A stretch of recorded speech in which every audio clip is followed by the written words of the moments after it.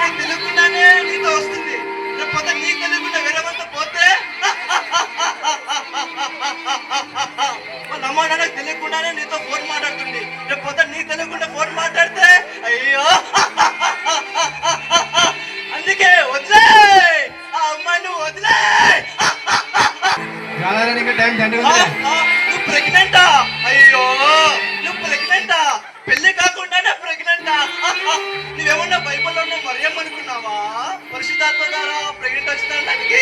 అయ్యో వీళ్ళేం పిచ్చోనే కాదు, మీ ఇట్లా చాలా హుషారు. వేష అంటారు, నిన్ను వ్యభిచారి అంటారు, నిన్ను బసవి అంటారు. ఆ మాటకి నువ్వు భరించగలవా? తట్టుకోగలవా? నిన్ను పెళ్ళగా చేసుకుంటారు, నువ్వు సెకండ్ హ్యాండ్.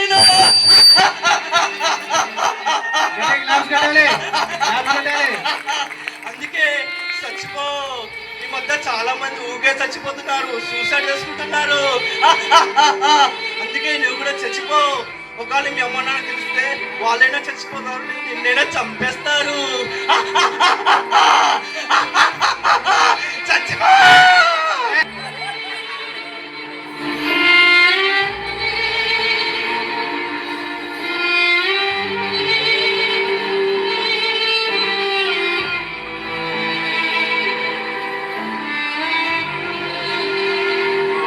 ఎంత ఆనందము, ఎంత ఆనందము, ఎంత ఆనందము నా హృదయంలో కలగనే.